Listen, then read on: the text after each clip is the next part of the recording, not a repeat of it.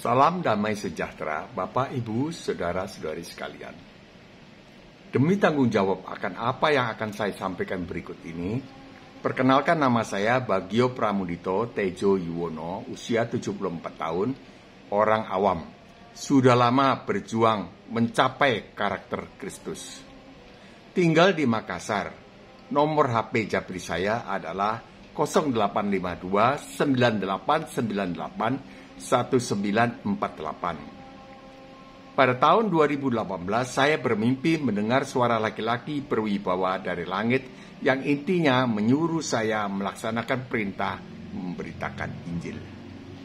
Saya percaya itu adalah suara Tuhan. Saya memegang erat prinsip tidak intervensi kepercayaan orang lain. Video ini adalah bentuk kesetiaan saya menjalankan satu talenta yang saya terima dari Tuhan. Matius 25 ayat 26. Saya tidak mau digolongkan sebagai hamba yang jahat dan malas. Jika ada koreksi atau kritik yang membangun atas materi yang saya sampaikan ini, janganlah segan menyampaikannya kepada saya. Mohon mendengarkan video saya ini lebih dulu. Barulah memberikan kritik dan saran atas materinya. Jangan menghakimi wajah saya, karena saya tidak bisa memilih ibu bapak saya. Jika Bapak, Ibu, Saudara-saudari ingin mendapat kiriman video yang lain dari YouTube, silakan ketuk tombol subscribe, kemudian tanda bel, serta tanda jempol yang ke atas. Jangan jempol yang ke bawah loh. Syukur kepada Allah, inilah unggahan video saya yang ke-37, Senin 6 Juni 2022 dengan topik Sekali Selamat Tetap Selamat. Topik ini khususnya untuk murtadin. Para murtadin perlu mengerti topik ini. Jangan mereka tersesat oleh pengajaran yang tidak sesuai dengan apa yang dikatakan Alkitab. Ada sekelompok orang Kristen termasuk para sarjana teologi yang berpendapat bahwa sekali orang menerima Tuhan Yesus sebagai juru selamat, maka dia tetap selamat walaupun dia hidup di dalam dosa kembali. Sebab pendapatnya adalah dosa masa lalu dan dosa yang akan datang telah ditanggung oleh Tuhan Yesus di kayu salib. Lagi pula mereka berpegang pada ayat Efesus 2 ayat 8. Sebab karena kasih karunia, kamu diselamatkan oleh iman. Itu bukan hasil usahamu, tetapi pemberian Allah. Itu ayat yang dipegang. Mari kita bahas topik ini secara singkat. Banyak yang menuntut bahasan Pak Bagio jangan panjang-panjang. 10 menit saja. Saya usahakan demikian. Ada beberapa ayat yang berbicara tentang sekali selamat, tidak tetap selamat. Sekali selamat, tidak tetap selamat. Antara lain ayat yang berikut ini.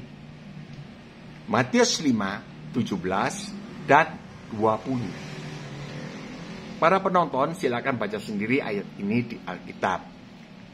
Tuhan Yesus datang untuk menggenapi tuntutan hukum Taurat bagi kita. Artinya Tuhan Yesus menggantikan hukuman kita di atas kayu salib. Sehingga kita tidak dihukum, kita menjadi selamat. Itulah arti kata menggenapi, bukan menggenapi nubuatan. Yang menerangkan adalah ayat 19-nya. Silakan baca sendiri. Memang benar keselamatan ini kita peroleh hanya karena anugerah Allah saja. Tidak ada usaha kita sama sekali. Ini adalah pemberian Allah, anugerah. Kalau mau, saya pilih mau. Tetapi apa sabda Tuhan Yesus selanjutnya? Mari kita baca ayat 20. Matius 5, 20. Maka aku berkata kepadamu, jika hidup keagamaanmu tidak lebih benar daripada hidup keagamaan ahli-ahli Taurat dan orang-orang Farisi, sesungguhnya kamu tidak akan masuk ke dalam kerajaan surga. Kata maka berarti ayat 20 ini adalah sebuah akibat dari ayat 17. Ulangi. Kata maka Berarti ayat 20 yang disebutin tadi adalah sebuah akibat dari ayat 17. Ayat 17 berbunyi, aku menggenapi tuntutan hukum Taurat. Berakibat sebuah persyaratan di ayat 20. Ayat 17 menjelaskan mengenai menggenapi tuntutan hukum Taurat bagi kita. Berakibat sebuah persyaratan setelah diselamatkan di ayat 20. Jadi jika hidup keagamaanmu tidak lebih benar daripada hidup keagamaan ahli-ahli Taurat dan orang-orang Farisi, sesungguhnya kamu tidak akan masuk ke dalam kerajaan sorga. Artinya kita dituntut hidup lebih benar daripada hidup keagamaan ahli-ahli Taurat dan orang-orang Farisi yang masih berlandaskan hukum Taurat versi lama yang tertulis di kitab Keluaran pasal 20. Artinya, kita dituntut hidup lebih benar daripada hukum Taurat versi lama di Keluaran 20 ini yang dianut oleh orang-orang Farisi dan ahli-ahli Taurat. Artinya, kita dituntut hidup menurut hukum Taurat versi Tuhan Yesus. Kok ada saja versi Tuhan Yesus? Coba dengarkan, mau dikatain versi apa? Saya kan orang awam. Apa itu hukum Taurat versi Tuhan Yesus? Mari kita baca di ayat berikutnya. Kita baca satu ayat saja sebagai contoh supaya video ini tidak panjang. Matius 5:21. Hukum Taurat versi lama, ya versi aslinya, jangan membunuh. Jika orang Kristen hidup berlandaskan hukum Taurat versi lama ini, jangan membunuh. Maka hidup orang Kristen sama saja dengan hidup orang berdosa. Pokoknya aku tidak menghilangkan nyawa, kan? Maki-maki tidak menjadi masalah, bukan? Kan tidak membunuh, tidak menghilangkan nyawa aku. Kan hukumnya bilang, jangan membunuh. Aku kan tidak membunuh, tidak menghilangkan nyawa. Jadi kalau orang Kristen hidup berdasarkan ini, tidak bisa masuk kerajaan sorga. Harus lebih benar. Matius 5:22, hukum Taurat versi Tuhan Yesus, jangan marah. Sebab marah sudah sama dengan membunuh. Saya katakan versi Tuhan Yesus. Dulu pernah saya katakan versi baru. Wah, banyak yang protes. Mana ada tulisannya versi baru? Ya udahlah, kalau lama kan lawannya baru. Baju lama tua diganti baru. Ya udah, saya ganti pakai versi Tuhan Yesus yang tidak terbantahkan. Hukum Taurat versi Tuhan Yesus, jangan marah, sebab marah sudah sama dengan membunuh. Saya katakan versi Tuhan Yesus, karena Tuhan Yesus berkata di Matius 5:21, telah difirmankan kepada nenek moyang kita, jangan membunuh. Siapa membunuh harus dihukum. Ini versi lama. Ayat 22, tetapi aku berkata kepadamu. Tetapi, kata tetapi berarti Tuhan Yesus menganulir, meniadakan hukum Taurat yang sebelumnya, yaitu jangan membunuh. Itu dianulir, tidak laku itu, tidak berlaku. Tetapi aku berkata kepadamu, setiap orang yang marah terhadap saudaranya harus dihukum. Ini hukum Taurat versi Tuhan Yesus. Tidak boleh marah. Siapa yang marah harus dihukum. Marah maksudnya marah emosi. Orang Kristen harus hidup berlandaskan hukum Taurat versi Tuhan Yesus yang bersifat rohani. Marah emosi sudah sama dengan membunuh. Bukan marah seperti Tuhan Yesus marah di dalam bait Allah. Karena orang berjualan kambing, burung merpati, dan penukar uang. Bukan. Itu bukan marah emosi. Karena Tuhan Yesus lipat-lipat, masih melilit itu cambuk. Membuat cambuk dulu. Baru mencambuk. Itu marah yang kudus. Karena rumah Allah dikotori. Nah, itu marah yang kudus. Bukan marah emosi seperti ya banyak orang, ya, termasuk saya dulu. Sekarang tidak. Apalagi maki-maki, keduanya akan dimasukkan ke neraka. Marah saja, marah emosi. Begini. Tidak boleh itu. Apalagi maki-maki. Ya, maki-maki kotor tentunya. Keduanya ini akan dimasukkan ke neraka. Orang Kristen adalah orang tidak berdosa. Beraninya Pak Bagio bilang, loh memang sudah ditanggung. Sudah digantikan hukumannya di atas kayu salib. Kapan? Tahun 33. Kuasa penggantian hukuman itu sampai sekarang, dari sejak dulu itu tahun 33 sampai sekarang, bahkan sampai selama langit bumi ini ada, tetap berlaku, tidak akan ditiadakan. Siapa yang bilang? Matius 5:18. Silakan baca sendiri. Orang Kristen adalah orang tidak berdosa, harus hidup sempurna, sama seperti Allah Bapa yang di sorga adalah sempurna. Maka itu saya tulis bahwa saya ini sejak tahun 1978 berjuang mencapai kodrat Kristus, mencapai kodrat Tuhan Yesus. Berjuang. Sama seperti Allah Bapa yang di sorga adalah sempurna. Matius 5:48. Baca sendiri. Contoh yang lain. Ayat 27. Ini versi hukum Taurat, versi Tuhan Yesus. Jangan ingin berzina. Saya tidak bisa kupas semua karena sudah lewat 10 menit ini. 33. Jangan bercerai. Tidak boleh bercerai. Kecuali karena zina. 34. Jangan bersumpah. Melainkan ya, katakan ya. Saya yang membuat itu. Ya, ya. Ya, di atas yang ya. Saya yang membuat. Tidak, katakan tidak. Tidak, saya tidak mencuri. Saya tidak mengambil barang itu. Tidak, di atas yang tidak. 38, jangan melawan orang berbuat jahat kepada kamu. Ini sudah terkenal, saudara. Sejak kecil saya sudah dengar ini, tempelin kiri, kasih pipi kanan. Jangan melawan, ngalah saja artinya. Itu bukan tempelin kiri, saya dikasih. Bukan huruf ya. Mengalah saja. 44, kasihilah musuhmu dan berdoalah bagi mereka yang menganiaya kamu. Lain kali akan saya bahas di dalam video tersendiri satu persatu kalau Bapak Ibu saudara-saudari berkenan mendengarnya. Apa sanksinya jika orang Kristen tidak menggunakan landasan hidup hukum Taurat versi Tuhan Yesus? Apa sanksinya jika gereja mengajarkan hukum Taurat versi lama? Saya pernah bergereja sampai sekarang ini masih berlaku, ini berlangsung. Ya, berdiri. 10 perintah Allah. 1, 2, 3, 4. Jangan membunuh, jangan berzina, jangan ini, jangan itu, jangan ini. Mereka tidak tahu. Itu tidak berlaku. Yang berlaku hukum Taurat versi Tuhan Yesus. Kalau versi itu orang Kristen, maka itu orang Kristen bikin malu.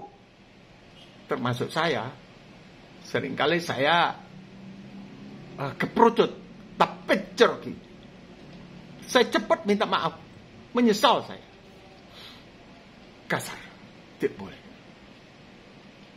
Tidak boleh kasar. Jadi kalau orang ketemu orangnya, seketika itu juga begitu kasar saya cek. Tidak. Bapak salah. Saya menyesal itu. Minta ampun. Datang kepada Tuhan Yesus sebagai imam besar. Saya tadi kasar sama orang. Pernah pergi ke dokter mata. Ini ada kesaksiannya. Dan saya menyampaikan kepada firman Tuhan. Saya harus mengalami. Ke dokter mata. Nah ini mata saya ini harus mau diperiksa, mau disorot pakai alatnya itu. Nah, saya mesti nempelkan dagu saya gini. Saya yakin semua Bapak Ibu saudara-saudari tahu ini. Terus dekat dengan lubang itu kekernya itu. Pegawainya dokter mata ini pegang kepala saya, sorong begini dekat tanpa bilang permisi dulu Pak, ini Bapak maju sedikit ya. Tidak, langsung disorong. Saya tengok, wah marah saya. Nah, itu tidak boleh. Saya langsung ralat. Sebetulnya dokternya yang mesti marah. Jangan gitu kok. Karena budaya dokternya, suku dokter ini adalah suku yang penuh hormat kepada orang lain. Mementingkan hormat, bukan rewai, bukan. Ada yang rewai, proud. Tidak tahu, tapi saya tidak tahu, saya tidak mau koreksi tentang kesukuan.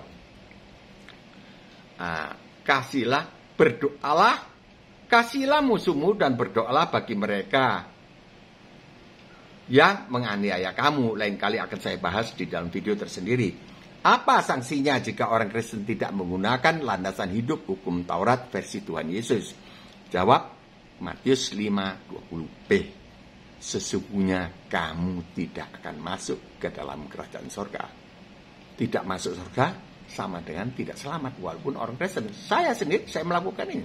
Begitu saya kepleset, ya namanya kita masih di dalam daging. Tapi bukan berarti dimaafkan. Oh iya kan kita manusia masih di dalam daging. Bukan memaafkan. Kita menghukum dosa. Siapa yang bilang? Itu Matius 5:18. Sebab selama langit dan bumi ini masih ada, satu iota atau satu titik pun tidak akan ditiadakan dari hukum Taurat sebelum semuanya terjadi. Itu artinya tidak ada pengampunan sebelum hukum Taurat semuanya dilakukan. Kalau gagal, ya datang kepada imam besar. Ibrani 4 ayat 15. Saya salah tadi. Kepada orang, saya mengaku salah tadi. Jadi, ya memang itu Tuhan setiap saat menguji. Kepala disorong begini. Saya marahnya pakai bahasa Makassar lagi. Kaget, dokternya juga kaget. Ini orang Jawa kok bisa bahasa Makassar. Jadi semboyan sekali selamat, tetap selamat adalah tidak alkitabiah. Tidak ada, prinsip itu tidak ada di dalam Alkitab. Selamat tetap mengandung risiko tidak selamat. Yaitu harus melakukan hidup berlandaskan hukum Taurat versi Tuhan Yesus. Mereka ini yang punya semboyan demikian, mengajukan bantahan. Lah, jika demikian keselamatan kita tidak 100% iman. Harus ditambah dengan perbuatan dong Pak Bagio. Jawab, keselamatan kita adalah 100% berlandaskan iman. Tidak ada perbuatan kita sama sekali. Kita cuma bilang, mau. Ya. Bahasa Makassarnya.